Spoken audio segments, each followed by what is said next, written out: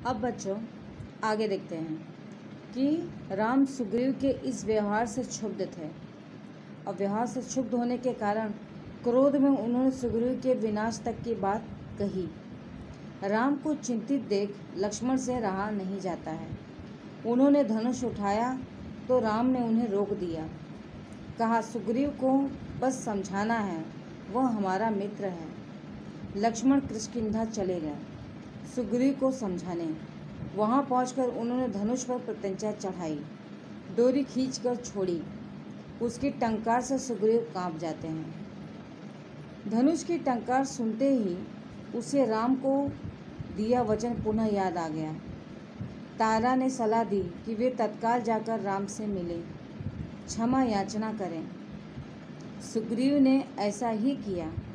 राम के पास जाने से पूर्व सुग्रीव ने हनुमान को आवश्यक निर्देश दिए, वानर सेना एकत्र करने का आदेश।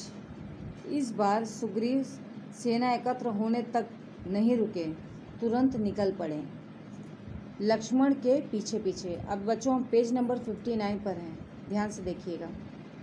राम के सामने जाकर भयभीत वानर राज ने उनसे क्षमा मांगी अपनी चूक के लिए।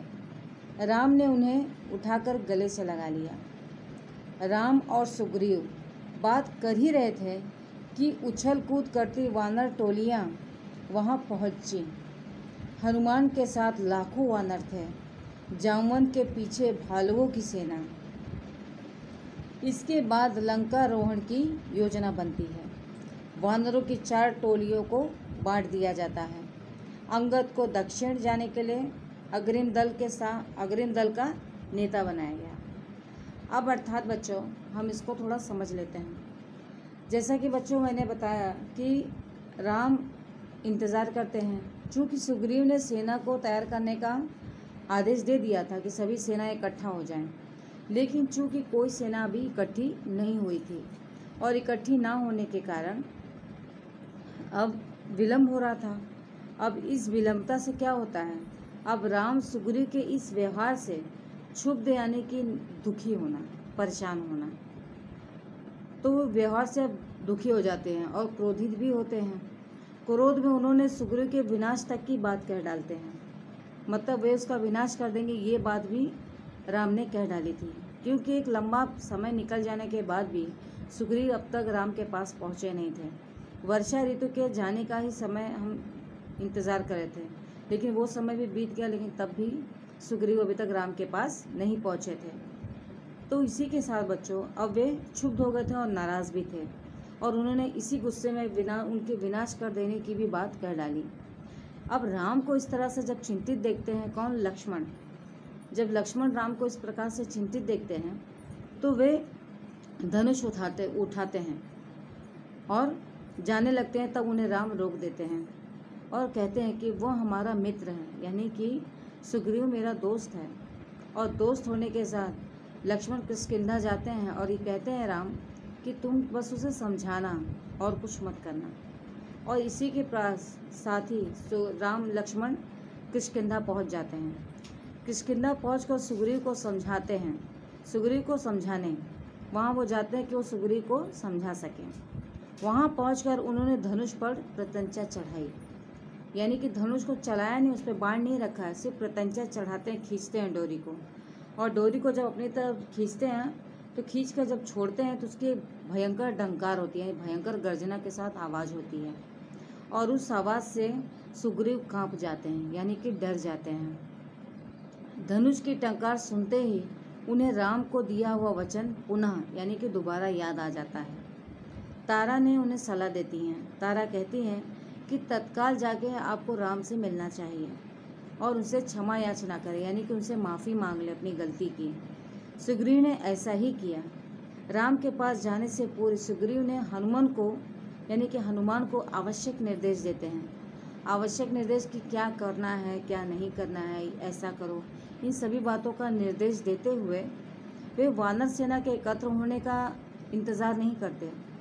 वे तत्काल ही वहाँ से निकल जाते हैं और तुरंत वहाँ से निकल पड़ते हैं कि जिससे वो लक्ष्मण के पीछे पीछे ही चल देते हैं। राम के सामने जाकर भयभीत वानर राज ने उनसे क्षमा मांगी। अर्थात बच्चों वहाँ पर वो जाकर उनसे क्षमा याचना करते हैं कि मुझसे जो गलती है उसके लिए मैं माफ़ी चाहता हूँ, मुझे आप माफ़ कर दीजिए और अपनी इस गलती की दोबारा मैं ऐसा नहीं करूँगा। राम उन्हें उठाकर बच्चों गले लगा लेते हैं और गले लगाकर राम और सुग्रीव बातें कर ही रहे होते हैं कि तभी उछल कूद करते हुए उनकी वानर की टोली वहाँ पर पहुँचती है। अब वानरों को तो बच्चों हम जानते हैं वो शांति से तो चलते नहीं हैं, उछल कूद करते करते करते करते वो लोग वहाँ पहुँचते हैं। तो इसी प्रकार से वो लोग भी वहाँ जाते हैं। अब वो लोग वहाँ पहुँचते हैं। अब हनुमान के साथ लाखों वानर थे, यानी लाखों की संख्या में वहाँ वानर उनके साथ जाते हैं। जामवंत के पीछे भालुओं की सेना रहती है, क्योंकि जामवंत भी एक भालू ही थे, तो इस नाते से वह भालुओं की सेना लेकर आ रहे थे। अब इसी के साथ लंका रोहण, यानी लंका पर किस प्रकार से चढ़ाई की जाए, किस प्रकार से क्या करना है, उस सब की एक योजना बनती है। और योजना के तहत वानरों को, यानी जो बंदर थे, उन सभी को 4 भागों में बांटा जाता है। कितने भागों में बच्चों? 4 भागों में। 4 भागों में बांटकर प्रथम भाग जो है अंगद को दक्षिण जाने के लिए अग्रिम दल का नेता बनाया जाता है, यानी वे आगे आगे रहेंगे और उनके पीछे पीछे उनके सुपुर्द जितनी सेना है वो उनके पीछे पीछे रहेगी। अर्थात सेना नायक वो बनते हैं दक्षिण दिशा के लिए अंगद, और ये कार्य अंगद को सौंपा जाता है कि आप इसके लिए अग्रिम दल के नेता चुने जाते हैं। दल का नेता होता है मतलब बच्चों की जो आगे का बनना, यानी आगे बढ़कर सभी की बातों का पक्ष रखना और उनकी रक्षा करना, उन्हें सही दिशा निर्देश देना, सही दिशा में जाने के लिए समझाना, कहना, ये सभी बातें वे कहते हैं और उनके आदेश को वो सभी दल मानते हैं। मतलब वो जितने सैनिक उनके साथ हैं वो इनके आदेशों का पालन करेंगे। तो अब इस पैराग्राफ में हमने ये समझ लिया। अब हम बच्चों आगे देखते हैं।